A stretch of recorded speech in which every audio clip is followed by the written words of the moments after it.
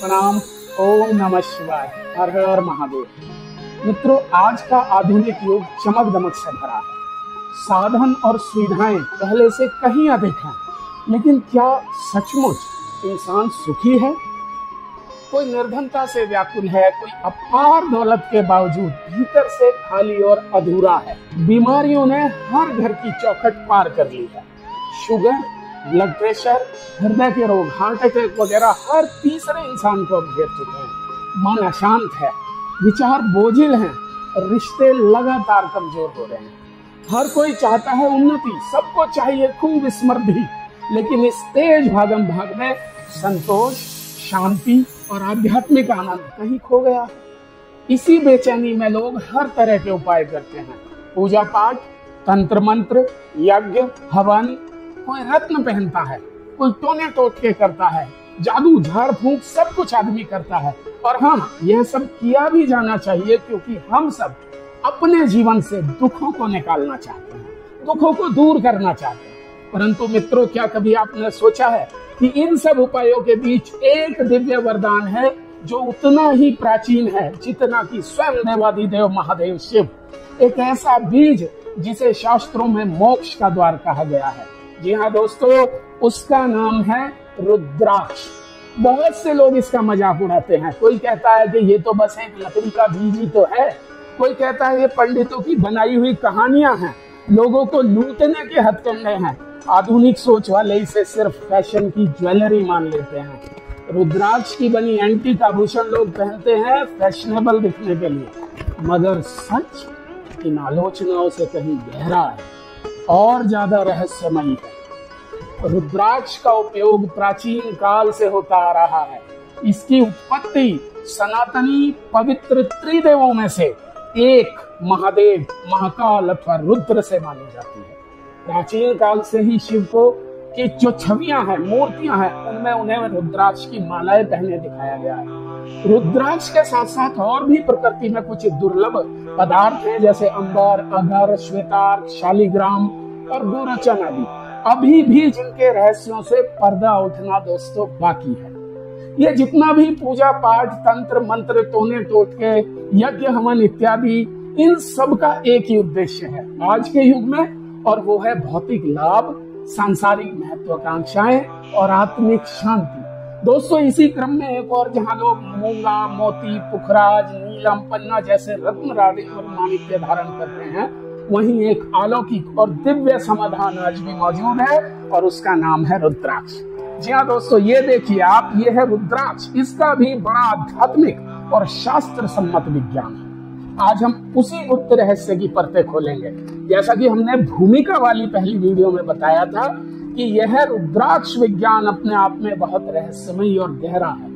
यूं तो प्रत्येक मानव को रुद्राक्ष की अनोखी शक्तियों के बारे में पता होना चाहिए, लेकिन कम से कम प्रत्येक सनातनी को, प्रत्येक हिंदू को और ऐसे हर व्यक्ति को तो रुद्राक्ष का ज्ञान होना ही चाहिए, जो किसी भी रूप में ईश्वर अथवा परम शक्ति में विश्वास करता है, देवादिदेव महादेव में विश्वास करता है, जो श्रद्धावान है और जिसमें अपने सनातन शास्त्रों के प्रति थोड़ी भी आस्था है। तो दोस्तों, पिछली वाली वीडियो को आप जरूर देखिएगा, रुद्राक्ष का परिचय और इस रुद्राक्ष रहस्य का साधारण सा डेमो उसमें हमने दिया है। आज हम भक्ति विधान टीवी के माध्यम से रुद्राक्ष रहस्य का पहला अध्याय आपको समर्पित कर रहे हैं। दोस्तों, अगर आप इस सीरीज की सारी वीडियोस देखेंगे और उस पर थोड़ा सा भी चिंतन करेंगे तो आप भगवान देवादिदेव महादेव की कृपा को जरूर महसूस करेंगे। तो लगातार जुड़े रहिए हमारे चैनल भक्ति विधान टीवी से। अगर अभी तक आपने हमारा चैनल सब्सक्राइब नहीं किया है तो अभी कर लीजिए, और घंटी का बटन भी जरूर दबा लीजिएगा, ताकि रुद्राक्ष रहस्य की अगली वीडियो जब भी आए तो आपको तुरंत उसका नोटिफिकेशन मिल जाए। वीडियो आपकी मिस ना हो, तो आइए इस रहस्यमयी विज्ञान को जानना शुरू करते हैं। आज के इस पार्ट 1 वीडियो का टाइटल है रुद्राक्ष का गुप्त उद्गम। शिव के शुरू से जन्मा ब्रह्मांडीय बीज। पहले हम जानेंगे कि रुद्राक्ष क्या है और कैसा दिखता है। तो वो तो मैंने आपको दिखा दिया दोस्तों, ये देखिए, ये है रुद्राक्ष। ये और भी बहुत तरह के आते हैं, छोटे बड़े कई प्रकार के। हरिद्वार, ऋषिकेश, वैष्णो देवी या किसी भी धार्मिक जगह पर लॉकेट, माला, धागे वाले इसे बेचते हुए दिख जाएंगे आपको। और इस रुद्राक्ष का दोस्तों एक पेड़ होता है जो भारत के कई हिस्सों में और साथ ही साथ भारत के बाहर भी कई देशों में उगता है। इसका पेड़ बिल्कुल आम के पेड़ जैसा काफी बड़ा होता है, काफी विशाल होता है। अब शास्त्रों के अनुसार जानते हैं कि ये पेड़ और इसका ये फल, ये बीज आया कहाँ से, इस पर किस किस सनातन शास्त्र में क्या लिखा है। ये देखिए दोस्तों, शिव महापुराण, देवी भागवत, पद्म पुराण, लिंग पुराण, स्कंद पुराण और जाबाली उपनिषद में इसका वर्णन आता है। और शिव महापुराण में और लिंग पुराण में तो, स्कंद पुराण में तो पूरा का पूरे अध्याय है इस पर। सोचिए, कोई तो खास बात होगी रुद्राक्ष में जो पूरे अध्याय इसमें दिए हुए हैं। विद्वेश्वरी संहिता में पूरा अध्याय। चलिए दोस्तों, अब एक कथा सुनिए शिव महापुराण के बारे में। एक बार भगवान शिव शंभु देवादिदेव महादेव बहुत लंबे समय तक तपस्या में लीन रहे। अक्सर महादेव समाधिरत ही रहते हैं और जब लंबे अंतराल के बाद महादेव अपनी तपस्या से उठे और नेत्र खोले तो उनकी आंखों से कुछ बूंदें उनके आंसू के रूप में निकलकर पृथ्वी पर गिरी और उन्हीं अश्रुओं से उगाया एक रुद्राक्ष का पेड़। ये कथा अलग अलग पुराण में थोड़े बहुत अलग अलग तरीके से हो सकती है। जैसे कहीं त्रिपुरासुर के वध के समय महादेव ने बड़ा भयंकर युद्ध किया और त्रिपुरासुर से जिस परिश्रम से महादेव ने युद्ध किया, उस परिश्रम से उनकी आंखों से कुछ जल धरती पर गिर पड़ा। और कुछ में कहानी है कि इस युद्ध के बाद महादेव प्रसन्न होकर बड़े जोर जोर से हंसे और हंसकर उनकी आंखों से जहां जहां ये अश्रु जल गिरा वहीं वहीं ये रुद्राक्ष के पौधे उगाए। ये देखिए दोस्तों, शिव महापुराण में इसका वर्णन है।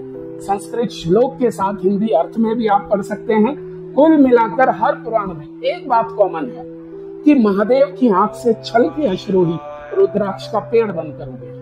अब दोस्तों, कहानी की सच्चाई क्या है, इस बात पर बहस से ज्यादा जरूरी है कि हम समझ लें कि जिस पौधे को स्वयं देवादिदेव महादेव के अश्रुओं से जोड़ा गया है उसकी महत्ता क्या है। ये एक कहानी हो सकती है, कथानक हो सकता है, एक तरह से काव्य अलंकार हो, कथा की सुंदरता बढ़ाने के लिए श्रृंगारिक हो, किंतु एक बात स्पष्ट है कि महादेव के साथ इसे जोड़ा है उनकी अश्रु जल से।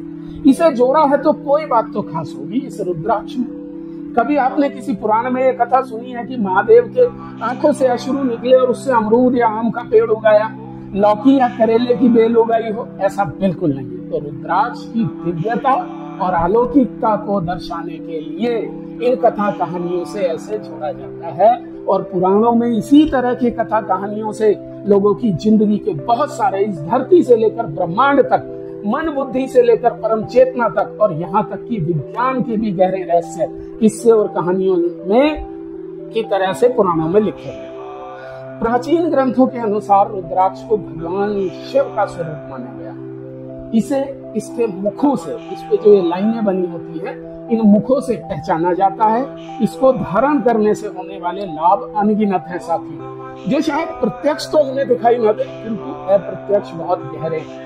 रुद्राक्ष को माला के रूप में, कंठाहार के रूप में, बाजूबंद के रूप में, सिर के मुकुट के रूप में और कमर में तगड़ी के रूप में पहना जाता है। जिस घर में रुद्राक्ष की पूजा अर्चना होती है उस घर में लक्ष्मी और ऐश्वर्य का सदा वास होता है। घर में सदा अन्न वस्त्र के भंडार भरे रहते हैं। जो इस रुद्राक्ष को धारण करता है उसे भूत प्रेत पिशाच ऊपरी टोने टोटके की कभी कोई परेशानी नहीं है। शिव सर्वशक्तिमान है और वे परमाणुओं में, ब्रह्मांड में विद्यमान है।